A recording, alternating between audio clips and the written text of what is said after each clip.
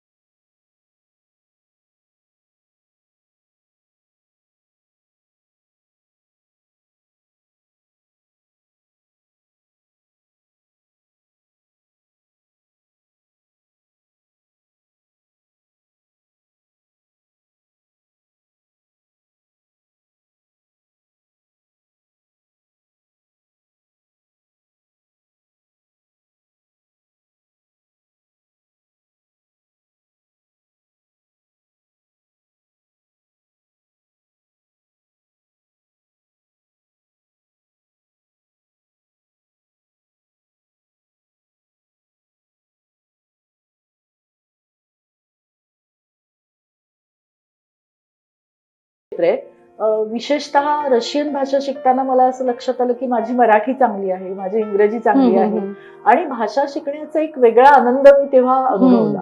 आणि त्यावेळी मी certificate course असायचा, मग तो 1 वर्षाचा सर्टिफिकेट कोर्स केला, मग डिप्लोमा 1 वर्षाचा केला, हायर डिप्लोमा केला आणि मग 3 वर्ष मी सतत पहिली येत होते त्या अभ्यासक्रमामध्ये.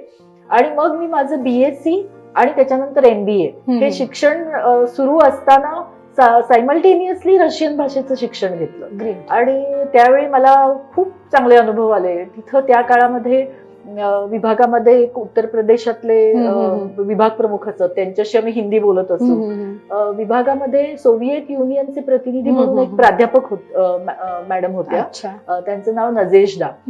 तर एक अविवाहित तरुण मुलगी रशियातून इथं येऊन भाषा शिकवतीये आणि तिच्याशी सतत संवाद साधणं, ती एक आकर्षण आम्हाला त्या काळामध्ये होतं.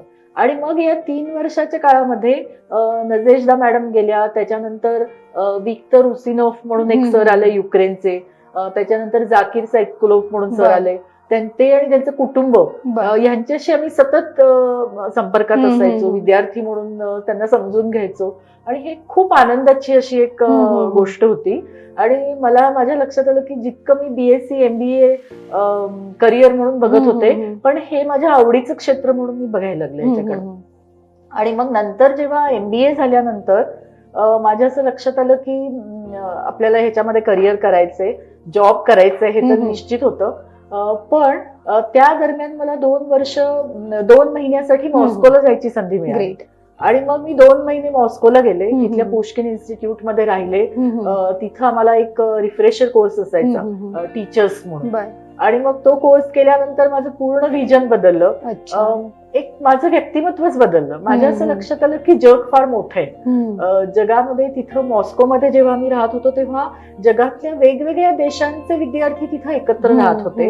आम्ही सगळे इंटरनॅशनल हॉस्टेलमध्ये राहत होतो आणि इतक्या जगात भाषा आहेत आणि त्या भाषांचे लोक येऊन रशियन शिकतायत आणि आम्ही सगळे तिथं रशियन मध्ये बोलायचो एकमेकांशी. तेव्हा मी मॉस्को बघितलं, सेंट पीटर्सबर्ग, तेव्हाचं लेनिनग्राड बघितलं, म्युझियम्स बघितली. आणि माझ्या असं लक्षात आलं की भाषा हेच आपलं करिअर असू शकतं. ज्या क्षेत्रामध्ये आपल्याला आनंद मिळतो त्याच क्षेत्रात आपण काम करायला पाहिजे. आणि मग मी माझं एमबीएचं फील्ड सोडलं आणि कर्नाटक विद्यापीठामधून मी एमए केलं एक्सटर्नल. त्या काळात सुद्धा इथं जे रशियन टीचर असायचे त्यांच्या फॅमिली बरोबर मी सतत असायची. आणि त्याच्यानंतर मग मी नेट एक्झाम जी असते नॅशनल ती पास झाले. पुणे विद्यापीठातून मी PhD केलं रशियन भाषा आणि भाषांतर साहित्य याच्यामधून. आणि शिवाजी विद्यापीठामध्ये मग तेव्हा अगदी एक छोटी पोस्ट होती रशियन भाषांतरकार अशी. आणि खरं तर त्याला काहीही चांगला पगार नव्हता, त्याला काही स्टेटस नव्हतं, पण केवळ आपल्याला आवडतं म्हणून मी त्या क्षेत्रामध्ये त्या पोस्टवर काम करायला लागले. आणि मला खूप आनंद आहे की हळूहळू भाषांतर करायला लागले, त्याच्यानंतर संशोधन करायला लागले, अनेक कॉन्फरन्सना जायला लागले. आणि आज मी ज्या विद्यापीठामध्ये मी रशियनची ABCD शिकले, ज्याला आपण म्हणतो आ बे वे गे म्हणतो आम्ही, ते शिकले, त्याच विद्यापीठामध्ये आज त्या विभागाची विभाग प्रमुख म्हणून काम करताना मला खूप आनंद वाटतो. ग्रेट. म्हणजे तुम्ही खरं तर सुरुवात वेगळ्याच म्हणजे शैक्षणिक तुमचा पट वेगळा आहे, पण त्याचं जे काही तुम्ही मार्ग निवडलेला आहे तो तुमची आवड आणि छंद, ज्याच्यामध्ये तुम्ही मगाशी म्हणालात ते पण बरोबर आहे, ज्याच्यामध्ये आपल्याला आवड आहे त्याच्यात काम करण्याचा आनंद खूप वेगळाच असतो. पण आता तुम्ही इतकी वर्ष आता या सगळ्या विदेशी भाषा आणि बेसिकली रशियन भाषेविषयी काम करता, तर तुमच्या या अनुभवामधून तुम्ही काय सांगाल की नेमकं विदेशी भाषेचं महत्त्व आत्ताच्या जगामध्ये किती आहे? मी आता या क्षेत्रामध्ये जवळजवळ 30 वर्ष विद्यार्थी दशेमधून असल्यापासून आज इथपर्यंत माझ्या एक असं लक्षात आलं की अनेक गैरसमज विद्यार्थ्यांच्या, युवकांच्या मनामध्ये आणि एकूणच नागरिकांच्या मनामध्ये असतात. एक गैरसमज असा आहे की आपल्याला इंग्रजी आलं तर जगात इतर भाषेची गरजच नाही, कारण जगामध्ये सगळीकडे समजली जाणारी अशी ही भाषा आहे आणि इंग्रजी आलं तर आपल्याला कुठंच काही अडचण येत नाही, असा एक गैरसमज, असं एक मिथक तयार झालेलं आहे. परंतु वस्तुस्थिती अशी आहे की आज 21व्या शतकामध्ये इंग्रजी ही तंत्रज्ञानाची भाषा आहे, हे खरं आहे. इंग्रजी ही व्यापाराची भाषा आहे, बऱ्यापैकी तेही खरं आहे. परंतु जगामधल्या सगळ्या लोकांना इंग्रजी येत नाही. सगळ्या लोकांना व्यापार करताना इंग्रजीच वापर करावा लागतो असंही नाही. संवाद साधायचा असेल तर इंग्रजीच मदत करते असं नाही. उदाहरण सांगते, तुम्ही रशियाचं उदाहरण देता येईल की मी अनेक वेळा रशियाला गेली आहे. मला वाटतं मी 6 ते 7 वेळा रशियाला गेले असेल. आणि तिथं गेलो की आम्ही सगळ्यांशी बोलायचा प्रयत्न करतो, संवाद साधतो, पण लक्षात येतं की खूप कमी लोकांना इंग्रजी येतं. आणि तोच अनुभव विदेशी भाषा येणाऱ्या सगळ्याच लोकांना येतो की प्रत्येक देशामध्ये इंग्रजी येणारे असे काही तरुण आहेत, एक तरुण वर्ग आहे, परंतु बहुसंख्य लोक असे आहेत की त्यांना इंग्रजी येत नाही. आणि त्या लोकांशी संवाद साधणं ही एक मानवी प्रवृत्ती आहे. आणि म्हणून सांस्कृतिक स्तरावर जे संबंध प्रस्थापित होतात वेगवेगळ्या देशांमध्ये, वेगवेगळ्या लोकसमूहांमध्ये, तरुण पिढीमध्ये, ते केवळ इंग्रजीमधून होत नाहीत, तर त्या भाषेमधूनच आपण चांगला संवाद साधू शकतो. आणि मला असं वाटतं की जेव्हा जेव्हा आपण व्यापाराची सुद्धा भाषा करतो तेव्हा सुद्धा या भाषाचं पूर्ण, समजा एक अग्रीमेंट इंग्रजीमध्ये जरी झालं असेल तरी ते त्या काम करणाऱ्या लोकांना समजायचं असेल तर ते सुद्धा भाषांतर करावं लागतं, कारण त्यांना ते समजत नाही. आणि म्हणून जगभरामध्ये बहुसंख्य लोक, त्यांना इंग्रजी येत नाही, त्यांना चांगलं समजत नाही, ही वस्तुस्थिती आहे. आणि अनेक देशांमध्ये जिथे इंग्रजी आहे तिथं सुद्धा ती पहिली भाषा आहे असे खूप कमी देश आहेत. म्हणजे उदाहरणार्थ भारतामध्ये माझी पहिली भाषा इंग्रजी नाही, माझी पहिली भाषा मातृभाषा मराठी आहे, मग मला हिंदी आणि मग इंग्रजी येतं. आणि त्यामुळं ही दुसरी, तिसरी किंवा चौथी भाषा असते आणि त्यामुळे त्या भाषेवर खूप कमी प्रभुत्व असतं. आणि म्हणून नेहमी असं जाणवत असतं, विशेषतः सांस्कृतिक क्षेत्रामध्ये काम करणाऱ्या लोकांना, की भाषा येणारे लोक हवे आहेत, त्यांची खूप गरज आहे. आणि जगभरामध्ये मानवी सुसंवाद निर्माण होणं, वेगवेगळ्या संस्कृतींमध्ये परस्पर संवाद निर्माण व्हायचा असेल, एक सामंजस्य निर्माण व्हायचं असेल, एकमेकांच्या बद्दलचं प्रेम आणि आत्मीयता, मानवी ही जी सहज प्रेरणा आहे, त्या स्तरावर भाषा मदत करतात असं आपल्याला दिसतं. आणि त्या दृष्टीने मग भाषेचं महत्व आहे. जसं तुम्ही आता म्हणालात की दोन देशाची संस्कृती जोडणारा एक धागा म्हणून आपण भाषेकडे नक्कीच आश्वासकपणे बघितलं पाहिजे आणि बघत आहोत. तुम्ही आता बोलता बोलता एक उल्लेख केला की मला जर वेगळी भाषा शिकायची असेल तर मला माझी भाषा चांगली यायला पाहिजे, माझ्या भाषेतलं शब्द भांडार, त्याचे अर्थ, त्याचे आशय मला मुळात असले पाहिजे. मग याचा वापर किंवा याचा उपयोग आपल्याला अशा विदेशी भाषा शिकताना किती होतो, म्हणजे विद्यार्थ्यांना त्याचा कसा फायदा होईल जेणेकरून विद्यार्थी आधी स्वतःच्या भाषेवर काम करतील. कारण आज जर बघितलं आपण तर मराठी भाषेमध्ये सुद्धा अनेकदा इंग्लिश शब्दांचा वापर होतो. अनेक मराठी भाषेचे योग्य अर्थ, योग्य उच्चार आजकाल हरवत चालले आहेत. तर अशा पिढीतल्या विद्यार्थ्यांना जर विदेशी भाषा शिकायची असेल तर त्यांना आधी मराठी चांगली आली पाहिजे का? अगदी खरंय. एक महत्वाची गोष्ट अशी आहे की शालेय स्तरापासून ते उच्च स्तरापर्यंत जेव्हा शिक्षण घेत असतात आपल्याकडं, त्या शिक्षण व्यवस्थेमध्ये भाषेला फार कमी महत्व दिलं जाते असं आपल्या लक्षात येतं. आपल्याकडं करिअर साठी म्हणून आपण विज्ञानाकडे बघतो किंवा अलीकडे कॉमर्सकडे बघितलं जातं, परंतु आर्ट्स ही जी शाखा आहे किंवा मानवीय शास्त्र ही जी शाखा आहे ती त्याकडं त्याला कमी महत्व दिलं जातं आणि त्याच्यामध्ये सुद्धा भाषेला सगळ्यात कमी महत्व दिलं जातं. खरं तर माणसाची भाषा ही एक नैसर्गिक आणि उत्क्रांती अवस्थेतून आपण त्याला डेव्हलप करत आलेली, विकसित केलेली असं एक कौशल्य आपलं आहे. परंतु त्या संवादाचं ते जे एक माध्यम आहे ते माध्यम पुरेशा गंभीरपणे त्याच्याकडे बघितलं जात नाही आणि म्हणून आपल्याच महाराष्ट्रातल्या मुलांनाच मराठी चांगलं येत नाही किंवा बोलता येत नाही, मराठी चांगलं वाचलं जात नाही, जास्त लिहिलं जात नाही. हे जे प्रश्न आहेत ते अतिशय गंभीर आहेत असं मला वाटतं. आणि म्हणून कुठलीही भाषा शिकायची असेल तर मातृभाषा ही खूप चांगली आलीच पाहिजे. आणि अनेक जणांना असं वाटत असतं की इंग्लिश यायला पाहिजे, इंग्लिश चांगलं आलं तर रशियन, जर्मन, जपानी शिकता येईल, असं काही नाहीये. तुम्हाला मराठी चांगलं आलं तर जगातली कुठलीही भाषा, मराठी किंवा त्या विद्यार्थ्याची जी काही मातृभाषा आहे तर नक्कीच तो विचार विद्यार्थ्यांनी केला पाहिजे, ज्यांना विदेशी भाषा च्या माध्यमातून ज्या काही करिअर पर्याय आहेत तिकडे जर जायचं असेल तर.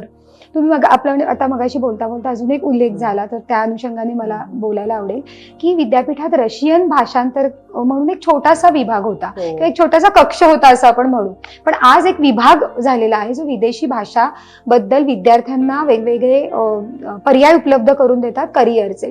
तर हे सगळं जो काही प्रवास आहे तर विद्यापीठामध्ये अशा पद्धतीने सुरू करावं असं कधी विचार झाला आणि सध्या विद्यापीठाच्या विदेशी भाषा म्हणजे विभागाच्या माध्यमातून कुठले कुठले कोर्सेस उपलब्ध आहेत? ते ऑगस्ट 1970 ला रशियन भाषा केंद्र आधी सुरू झालं आणि हे रशियन भाषा केंद्रचा पहिल्यांदा फक्त 1 वर्षाचा सर्टिफिकेट कोर्स तिथे अवेलेबल होता. त्याच्यानंतर हळूहळू तिथले अभ्यासक्रम वाढले, 1 वर्षाचे डिप्लोमा, हायर डिप्लोमा सुरू झाले. त्याच्यानंतर विदेशी, जसं मी मगाशी सांगितलं की सोव्हिएत युनियनचे शिक्षक भारत सोव्हिएत युनियन मैत्री कराराअंतर्गत इथं यायला लागले. ते इथं 2-2 वर्ष राहायचे, इथल्या विद्यार्थ्यांना शिकवायचे आणि त्याचं एक प्रचंड आकर्षण त्या काळामध्ये होतं. आणि आपल्याला आठवते की सोव्हिएत काळामध्ये एकूणच जगभरातली जी सोव्हिएत युनियनचं राजकीय स्थान होतं, ती एक व्यवस्था म्हणून त्याचं जे महत्व होतं त्याचंही एक त्याला वलय असायचं त्या काळामध्ये. तर त्या काळामध्ये अनेक विद्यार्थी शिवाजी विद्यापीठामध्ये रशियन भाषा शिकले, अनेक पिढ्या शिकल्या. आणि त्याच्यानंतर 1998 मध्ये या रशियन भाषा केंद्राचं रूपांतर विदेशी भाषा केंद्रामध्ये झालं. पूर्वी विद्यापीठामध्येच दुसऱ्या विभागातर्फे काही छोटे कोर्सेस असायचे जर्मन भाषेचे, पण विद्यापीठाने मग रशियन भाषा, जर्मन आणि जपानी भाषा या भाषा घेऊन एक विदेशी भाषा केंद्र 1998 पासून सुरू केलं आणि तेव्हापासून वेगवेगळ्या विदेशी भाषांचं शिक्षण तिथं द्यायला सुरुवात झाली. आज तिथं रशियन, जर्मन, जपानी, त्याचबरोबर पोर्तुगीज भाषेचा कोर्स मागच्या वर्षी आम्ही सुरू केलेला आहे, त्याची एक बॅच झालेली आहे. आणि यावर्षी आम्ही फ्रेंच भाषेचा कोर्स सुद्धा सुरू करतो आहोत. हे सगळे 1-1 वर्षाचे कोर्सेस आम्ही इथं घेतो आहोत. शिवाजी विद्यापीठाचा हा जो विदेशी भाषा विभाग आहे तो खरं सांगायचं तर कोल्हापूर आणि भारताबाहेरचं जे जग आहे त्या जगाचा एक सांस्कृतिक दूत म्हणून काम करतो, एक पूल म्हणून काम करतो. म्हणजे इथं येणारे विद्यार्थी ह्या भाषांना प्रवेश घेतात या अभ्यासक्रमांना आणि अगदी ABCD पासून स्टार्ट करतात आणि त्याच्यानंतर 1 वर्षामध्ये त्यांना त्या भाषेमध्ये वाचता येतं, लिहिता येतं, त्यातलं सगळं एक प्राथमिक व्याकरण त्याचं ते शिकतात आणि त्याचबरोबर प्राथमिक संवाद साधण्याचं एक कौशल्य ते घेतात. आणि अशी रचना या अभ्यासक्रमांची आहे. या विभागातर्फे जे कोर्सेस चालवले जातात त्याच्यामध्ये सर्वात आधी 12वी पास झालेला कोणीही व्यक्ती, विद्यार्थी असू दे किंवा अगदी गृहिणी असू दे किंवा एखादा नोकरी करणारा किंवा एखादा व्यावसायिक असू दे, कोणीही प्रवेश घेऊ शकतं. 12वी नंतर पहिला जो अभ्यासक्रम असतो तो प्रमाणपत्र अभ्यासक्रम ज्याला आपण म्हणतो किंवा सर्टिफिकेट कोर्स म्हणतो त्याला. आणि या सर्टिफिकेट कोर्समध्ये दररोज संध्याकाळी 1-1 तास हे क्लास असतात. त्यामुळे कोणीही इतर अभ्यासक्रम करत करत, नोकरी करत करत किंवा एखादी गृहिणी आपलं सगळं सांभाळून तिथं संध्याकाळी येऊन ही भाषा शिकू शकते. 1 वर्षामध्ये हे सगळे बेसिक ज्याला आपण म्हणतो प्राथमिक कौशल्य ते प्राप्त करतात. आणि त्याच्यानंतर समजा एखाद्याला पुढे शिकायचंय, आणखी शिकायचंय, तर त्यांच्यासाठी डिप्लोमा कोर्स असतो 1 वर्षाचाच, पदविका अभ्यासक्रम ज्याला आपण म्हणतो. आणि त्याच्यानंतर आणखी पुढे शिकायचं असेल तर उच्च पदविका किंवा हायर डिप्लोमा कोर्स असं म्हणतो. म्हणजे अगदी सोप्या भाषेत सांगायचं तर जसं 12वी नंतर ग्रॅज्युएशनसाठी आपल्याला FY, SY, TY असतं, first year, second year, third year, तसेच हे 3 वर्ष आहेत, फक्त ते ब्रेक केलेले आहेत. त्यामुळे ज्यांना फक्त FY करायचंय त्यांच्यासाठी सर्टिफिकेट कोर्स, ज्यांना सेकंड इयरला जायचंय ते डिप्लोमा करतात आणि ज्यांना आणखी शिकायचंय ते हायर डिप्लोमा करतात.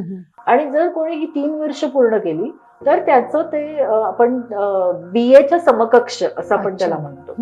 आणि मग त्याच्यानंतर त्या भाषेमध्ये MA करता येतं, PhD करता येतं, नेट देता येते, प्राध्यापक लेक्चरर म्हणून काम करता येतं.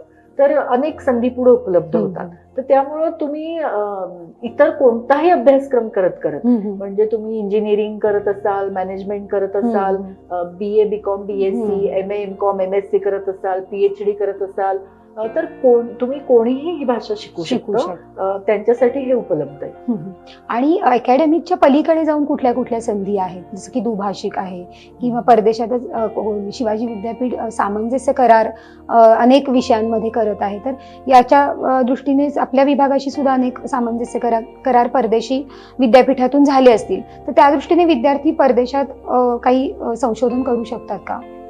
हो, सगळ्यात महत्वाचं म्हणजे तुम्हाला जर करिअर करायचं असेल आणि तुम्ही विदेशी भाषा शिकला असाल तर सगळ्यात महत्वाचं आहे की तुम्ही एक पद्धत ठरवायला लागते. म्हणजे मी मगाशी सांगितलं तसं इतर अभ्यासक्रम करत करत, इतर नोकरी करत करत तुम्ही हे सगळं भाषा शिकू शकता. आणि मग अशा क्षेत्रामध्ये तुम्ही नोकरी शोधू शकता की जिथं तुमचं बेसिक जे क्वालिफिकेशन आहे, तुमची जे शैक्षणिक पदवी आहे ती आणि ही भाषा, या दोघांचा उपयोग होईल अशा ठिकाणी तुम्ही नोकरीच्या संधी शोधू शकता. उदाहरणार्थ मॅनेजमेंटचा विद्यार्थी असेल एखादा MBA करणारा, तर त्यांनी MBA डिग्री आणि प्लस रशियन, जर्मन किंवा जपानी किंवा पोर्तुगीज अशी भाषा शिकली तर त्याला अशा कंपन्यांमध्ये नोकरी शोधता येते की ज्यांचा त्या देशांशी काहीतरी व्यापारी संबंध आहे किंवा इतर सांस्कृतिक संबंध आहे किंवा माहिती तंत्रज्ञानाचा उपयोग आहे. त्यांना भाषांतरकाराची गरज असेल, त्यांना एक दुभाषा म्हणून काम कोणी पाहिजे असेल, तर अशा कंपन्यांमध्ये तुम्हाला अगदी प्राधान्याने घेतलं जातं. म्हणजे कोणत्याही जर कॅन्डिडेट आला नोकरीसाठी आणि त्याला इतर सगळ्यांच्या बरोबर सारखी जी पदवी असेल तर त्याच्याबरोबर जर फॉरेन लँग्वेज येत असेल, विदेशी भाषा येत असेल, तर पहिलं प्राधान्य त्याला असतं.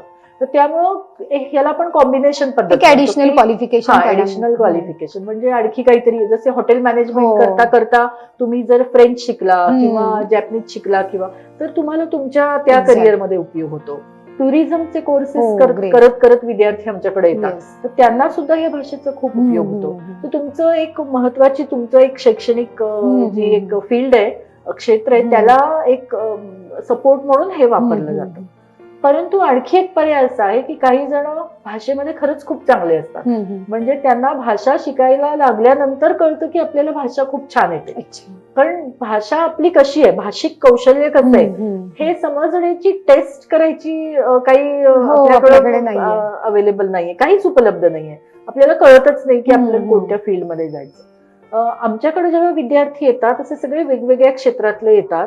आमचा क्लास असा नसतो की एकाच वयाचा, एकच बॅकग्राऊंड असलेला नसतो, सगळा मिक्स्ड क्लास असतो. आणि त्यामुळे काही काही मुलांना खूप चांगली भाषा येते असं शिक्षकांच्या लक्षात येतं.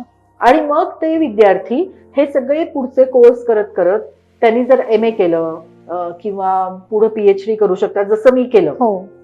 तर तसं करून त्याच भाषेमध्ये एक शिक्षक प्राध्यापक म्हणून किंवा संशोधक म्हणून काम करू शकतात. आणि तशी सुद्धा सोय उपलब्ध आहे. अनुवादनाचं क्षेत्र त्यांच्यासाठी खुलं आहे. आणि असे काही चांगले कोर्सेस पण आहेत. म्हणजे आमचे जे आहेत ते पार्ट टाइम कोर्सेस आहेत, परंतु जवाहरलाल नेहरू विद्यापीठामध्ये एक पूर्ण स्वतंत्र असं लँग्वेज स्कूल आहे.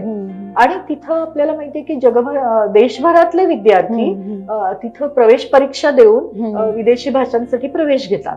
आणि तिथले जे केंद्र आहे, भाषा केंद्र, तिथं तुम्हाला 12वी नंतर एक 5 वर्षाचा इंटिग्रेटेड MA कोर्स आहे. त्यामुळे BA आणि MA असं 5 वर्ष सलग पूर्ण वेळ करता येतं. आमच्याकडे येणारी मुलं पार्ट टाइम करतात, तिथं जाणारी मुलं पूर्ण वेळ अभ्यासक्रम करतात.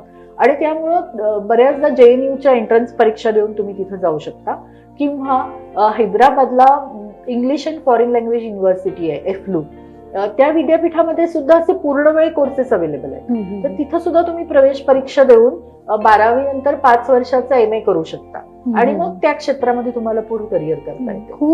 खूपच कॅनव्हास मोठा आहे. पण विद्यापीठाच्या माध्यमातून किंवा तुमच्या विभागाच्या माध्यमातून वेगवेगळे काही कार्यशाळा, उपक्रम, तर त्याचं नियोजन कसं असतं? आमचा एक विभाग खूप वेगळा विभाग आहे आणि आमचे जे विद्यार्थी आहेत ते खरंच खूप एन्जॉय करतात तिथं भाषा शिकणं. पुस्तका पलीकडे खूप गोष्टी आहेत. खूप आहे. एक तर वैशिष्ट्य असं असतं की आपण भाषिक वातावरणामध्ये राहत नाही. म्हणजे जर्मन शिकत असू, रशियन शिकत असू, जपानी शिकत असू, तर त्या देशातलं जे भाषिक वातावरण आहे ते इथं नाहीये. तर त्याचा अभाव असताना भाषा शिकणं ही वेगळी गोष्ट असते. तर त्यामुळे आमचं क्लासरूम हे एकच अशी एक स्पेस असते, अवकाश असतो की जिथं त्या भाषेचं त्यांना एक वातावरण निर्माण होतं. दुसरी एक गोष्ट अशी आहे की मुलांना एका वेळी भाषा शिकत शिकत एका नव्या संस्कृतीची पण ओळख होत असते. म्हणजे भाषा बोलणारे लोक कोण आहेत, तो देश कसा आहे, तिथली भौगोलिक परिस्थिती कशी आहे, तिथली संस्कृती कशी आहे, तिथले व्हॅल्यूज, मूल्य काय आहेत, तिथली कुटुंब संस्था कशी आहे, किंवा मुलं आम्हाला विचारतात की तिथं लग्न कसं करतात, तिथली मुलं कोणत्या कशा शाळेत जातात. हे सगळं एक वेगळं जग असतं. आणि आपली भाषा ही एक खिडकी असते त्यांच्यासाठी की ज्याच्यामधून एका नव्या संस्कृतीकडे ते बघू शकतात. आणि त्यामुळं मुलांना आल्यानंतर खूप आनंददायी अशा गोष्टी मिळायला लागतात. आम्ही अनेक उपक्रम वर्गामध्ये करतो. उदाहरणार्थ, ज्या देशाची भाषा तुम्ही शिकता त्या देशाच्या बद्दल येणाऱ्या बातम्या गोळा करा, त्याची चर्चा करणं, की मग त्याच्यामधून त्यांना तिथलं समाजकारण, तिथलं अर्थकारण, तिथलं राजकारण समजू शकतो. त्याचबरोबर आम्ही अनेकदा कलिनरी कोर्सेस घेतो. म्हणजे त्या देशातलं जे क्विझिन असतं, पाककला जी आहे ती खूप इंटरेस्टिंग असते. उदाहरणार्थ, तुम्ही ऐकलं असेल की जपानी लोकांसाठी चहा हा एक सेरेमनी असतो, चहा पिणं, आणि ती खूप वेगळी गोष्ट आहे. रशियन भाषेमध्ये आम्ही आमच्या विद्यार्थ्यांना रशियन टी शिकवतो, रशियन चहा करायला शिकवतो. तर त्याच्यासाठी आमच्याकडे एक छोटं आम्ही पॅन्ट्री केलेली आहे. तिथं क्लासेसच होतात आणि विद्यार्थी तिथं येऊन Russian salad, Russian soup, Russian चहा बनवायला शिकतात. ते एन्जॉय करतात. मध्ये आम्ही एक्झिबिशन्स भरवतो की ज्याच्यामधून या देशांची कला, तिथली संस्कृती याचं बाकीच्यांना माहिती व्हावी म्हणून आम्ही पोस्टर प्रदर्शन करतो. मध्ये आम्ही त्या सांस्कृतिक, ज्याला पण कार्निवल असं नाव दिलं होतं, ते आम्ही भरवलं होतं, ज्याच्यामध्ये मुलांनी अनेक तिथल्या विशिष्ट अशा सांस्कृतिक गोष्टी जमवल्या, त्या बनवल्या आणि त्याचं एक प्रदर्शन केलं. मला आठवतं की पोर्तुगीज भाषेच्या विद्यार्थ्यांनी तिथं पोर्तुगीज डिश बनवल्या आणि तिथं एक स्टॉल लावला होता आणि खूप लोकांनी ते टेस्ट केलं आणि त्यांना आवडलं. ही खूप वेगळं असं विभाग आहे की जिथे इतर विभागासारखं फक्त जायचं, लेक्चर अटेंड करायचं, यायचं असं नाही. आम्ही वर्कशॉप्स घेतो ज्याच्यामध्ये त्या भाषेमधल्या करिअरच्या संधी काय आहेत त्याच्याबद्दलची वर्कशॉप्स घेतो. त्याचबरोबर ज्याला आपण Activities काही त्यांना activities मुलांना देतो. उदाहरणार्थ आम्ही मॉडर्निझम, पोस्ट मॉडर्निझम अँड बियॉन्ड असं एक वर्कशॉप घेतलं होतं, ज्याच्यामध्ये अनेक प्राध्यापक आणि संशोधक आले होते.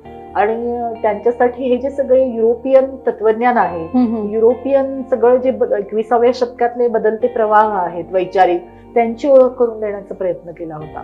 तर म्हणजे त्याला मर्यादा नाही, म्हणजे तो जो कालखंड असेल काय की लिमिट शिकण्याचा 1 वर्षाचा असेल, 6 महिन्याचा असेल, तर तो अख्खा पिरियड मुलं त्या वातावरणाशी देखील रिलेट होतात की ते सगळं वातावरण तुम्ही वेगवेगळ्या अशा गोष्टींनी तिथे आणता, जेणेकरून फक्त भाषा म्हणजे शब्द किंवा ह्या शब्दाचं भाषांतर पुढच्या कुठल्या तरी दुसऱ्या भाषेमध्ये करणं इतपत मर्यादित नाहीये. म्हणजे उदाहरणार्थ आणखी एक सांगते की मला आठवलं म्हणून, आम्ही दृष्टी नावाचा एक उपक्रम चालवतो. तर या दृष्टीच्या अंतर्गत आम्ही खूप उत्तम चित्रपट विद्यार्थ्यांना दाखवतो, मोफत आणि सगळ्यांसाठी खुले असतात ते. आमचं जे वि. स. खांडेकर भाषा सभागृह आहे, त्या सभागृहामध्ये आम्ही ओपन टू ऑल असा कार्यक्रम, सिनेमा तर ही म्हणजे भाषा दाखवतो की त्या भाषेमध्ये ते ऐकता येतात आणि खाली सबटायटल्स असतात. तर ते खूप मुलं एन्जॉय करतात आणि त्याच्यातून त्यांची या सगळ्या ज्या जाणीवा असतात त्या पूर्ण बदलतात. ते एक महत्वाचं मूल्य शिकतात, ते म्हणजे वेगवेगळ्या संस्कृतींचा, बहुसांस्कृतिकतेचा आदर करणं, त्याचा सन्मान करणं. आपली जशी संस्कृती आहे, आपली भाषा, आपला धर्म, आपलं वातावरण, हे जसं आपण आत्मसात केलेलं आहे आणि आपल्यासाठी प्रिय असतं, तसंच दुसऱ्या लोकांसाठी त्यांची भाषा, त्यांची संस्कृती, त्यांच्या सगळ्या पद्धती, खाण्यापिण्याच्या पद्धती, हे त्यांच्यासाठी तितकंच महत्वाचं असतं. आणि हे जे बहुवैविध्य आहे ते ह्या जगाचं खूप मोठं, 2 देशातले, 2 संस्कृतीतले म्हणजे 2 माणसं या निमित्ताने जोडली जातात. बरोबर आहे. आणि त्यामुळे मला असं वाटतं की मुलं ह्या एक जागतिक मानवी मूल्य शिकतात, ते म्हणजे बहुसांस्कृतिकतेचा आदर करणं आणि ती समजून घेणं, आणि आपल्यासाठी जशी आपली संस्कृती आहे तसं इतर लोकांना त्यांची संस्कृती आहे, आणि प्रत्येकाला आपल्या विचाराप्रमाणे, आपल्या मूल्याप्रमाणे जगण्याचा अधिकार आहे. हे जे एक लोकशाही मूल्य आहे ते मुलं शिकतात आमच्या तिथं येऊन, असं मला वाटतं. ग्रेट. म्हणजे 10 पावलावर भाषा बदलते असं आपण म्हणतो की आपल्या रोजच्या जगण्याचा एक अविभाज्य घटक आहे जी भाषा. मात्र या भाषेच्याच माध्यमातून आपण करिअर म्हणून काय काय करू शकतो किंवा कुठले मार्ग आपल्याला उपलब्ध आहेत, तर हा विभाग आपल्याला याची जाणीव करून देतो. आणि जसं तुम्ही म्हणालात की 2 देशातल्या संस्कृतींना जोडणारी एक दूत म्हणून विद्यापीठाचा हा विभाग काम करतोय.